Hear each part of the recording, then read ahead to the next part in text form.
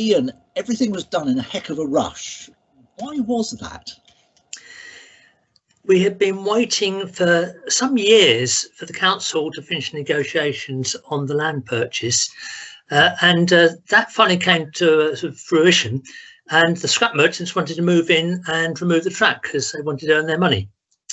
They gave us 5 days' notice, and that was rather convoluted because I think they had to get the message through to somebody, and someone rang up Rich Newman, who then rang round everyone because there was a postal strike.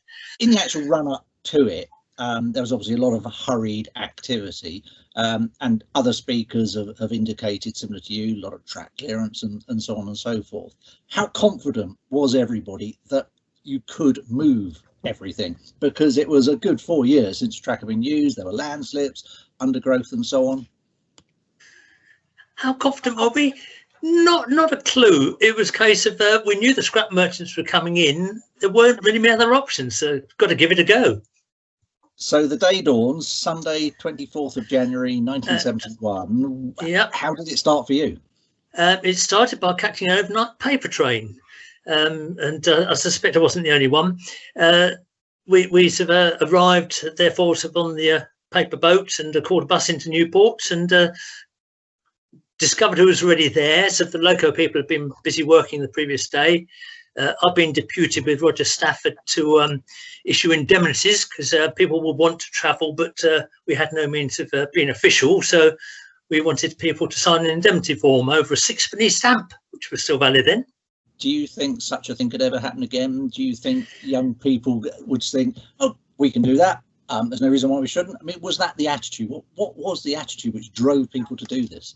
I think the attitude was very, very much of, well, let's give it a go.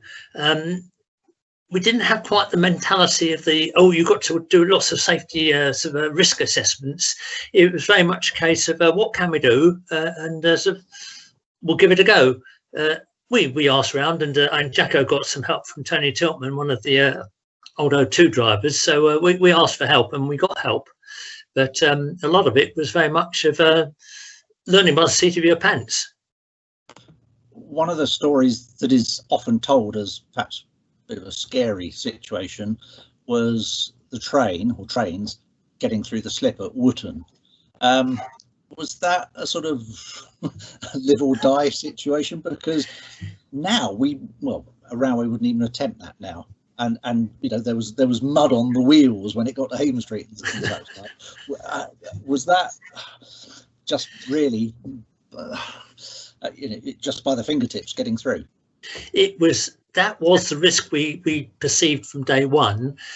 Some attempts to sort of try and do some work on the track at Wootton had happened during the preceding day or two. Certainly a bit of clearance. Yeah, indeed, I can remember sort of the mud coming back on the sort of steps of the loco.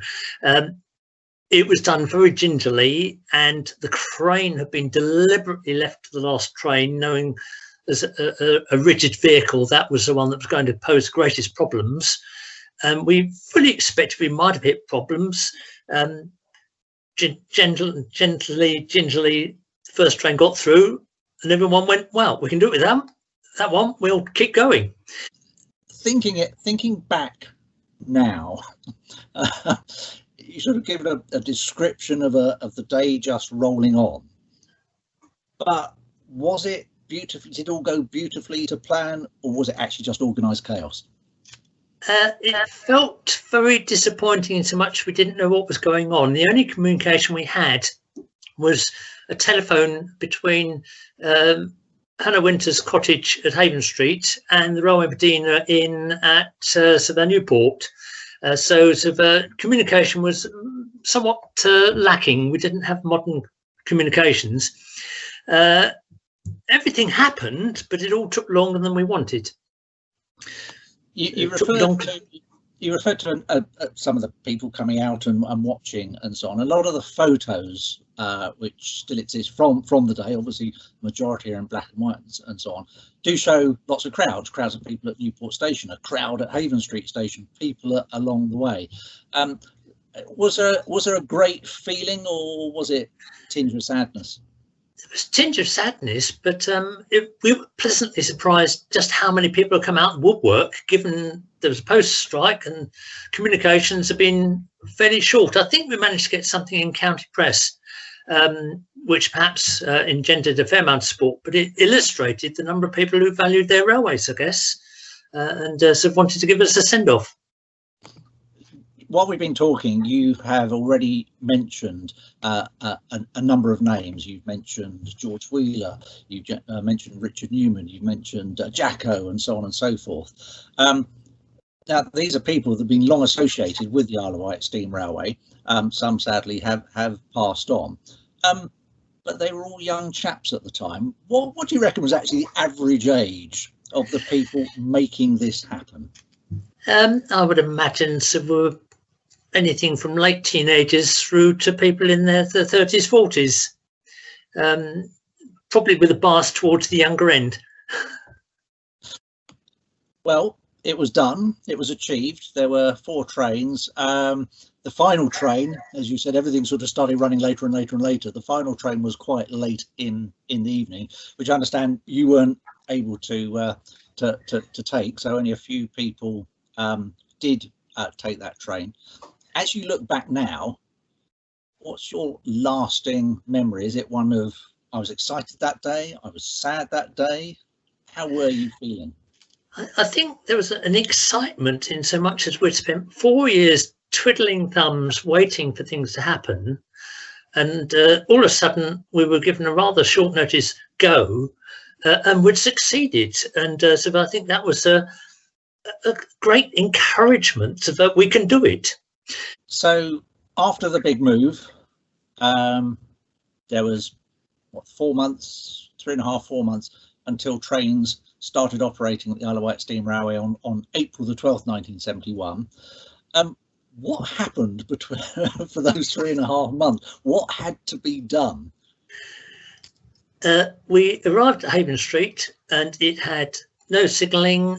It had a track either side of the platform, disconnected rodding, boarded up station. So it was very much getting set up to do something in the middle of nowhere.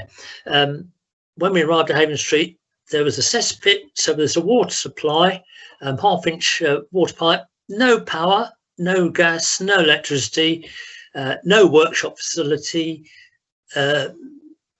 just about nothing to start with at all. So it was very much trying to sort of create some sense of facilities. So over the ensuing months, someone dug a pit outside the signal box so we could get underneath the loco to work on it.